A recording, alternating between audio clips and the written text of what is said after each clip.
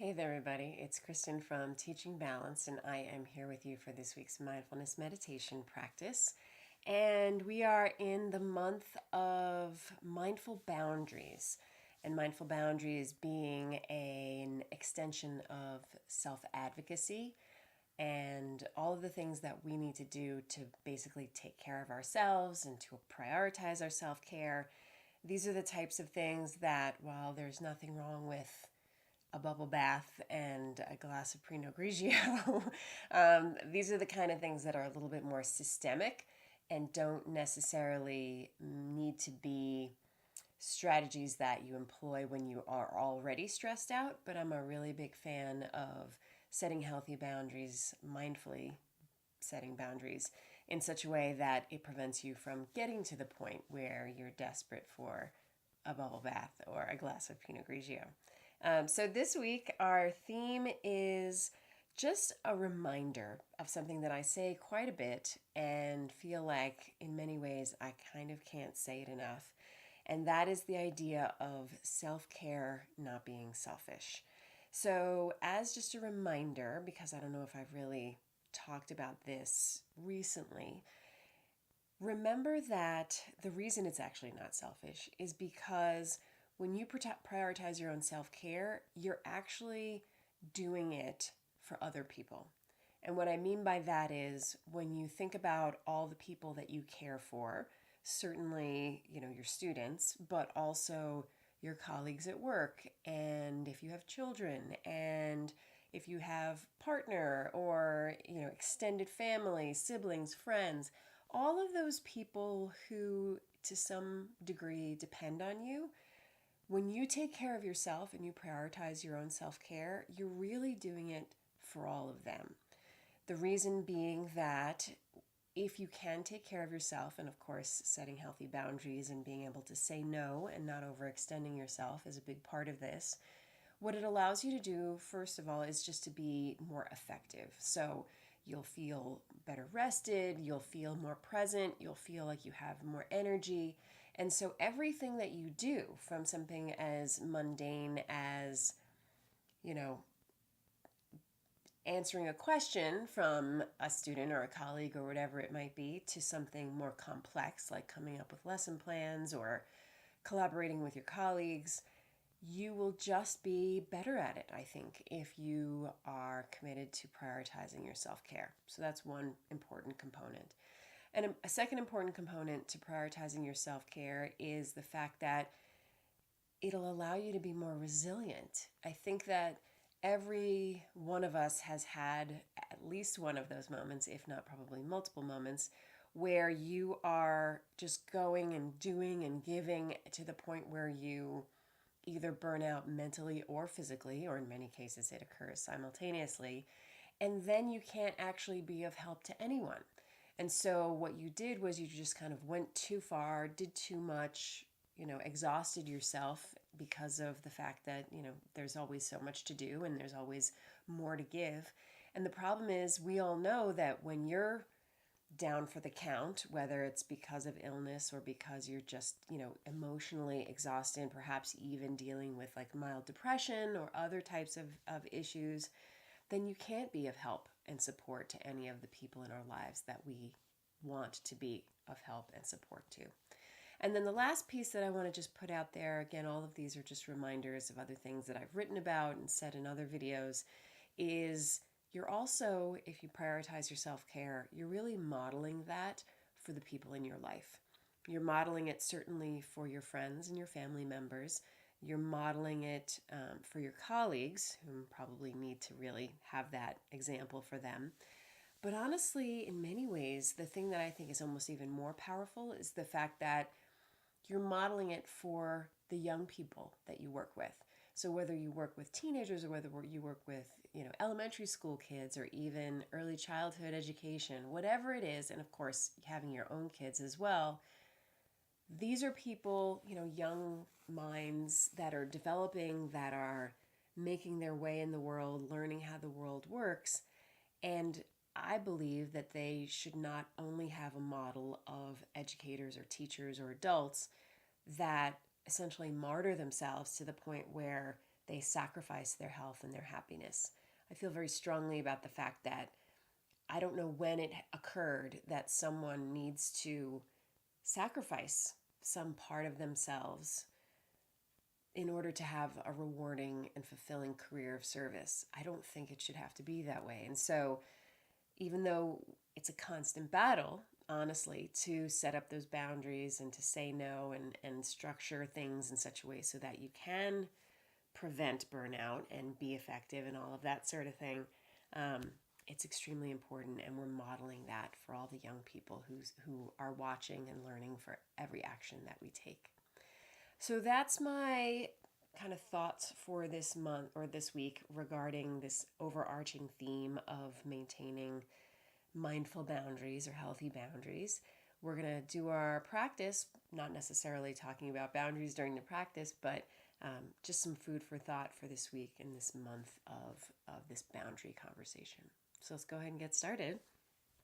I'm going to set my timer for 10 minutes.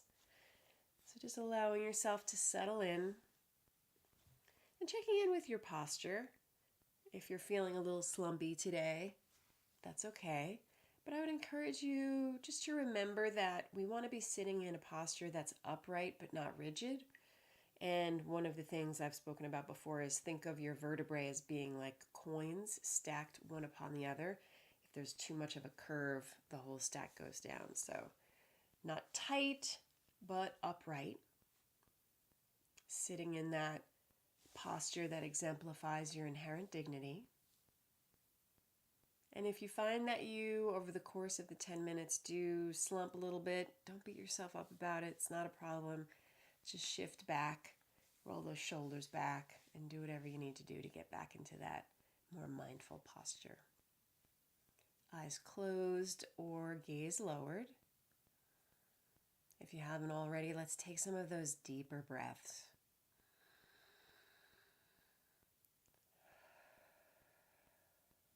I find that I always do it a little differently.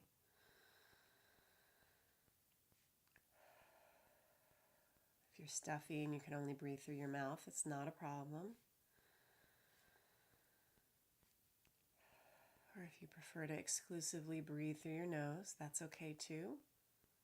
Today I'm doing a little combo, in through the nose and out through the mouth.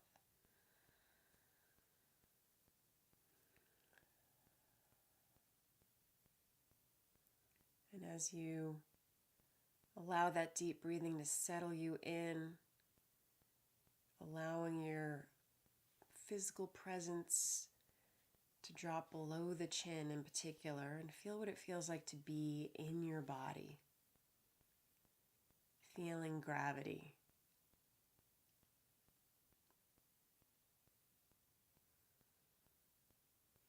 Now you know you have options when it comes to what you want to rest your awareness on.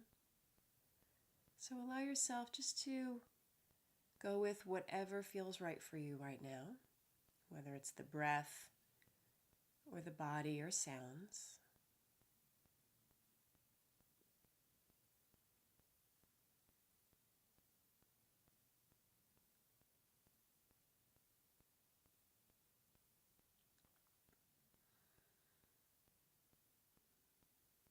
And remembering that even though relaxing is a pleasant benefit of sitting in meditation, sometimes meditation is not relaxing at all.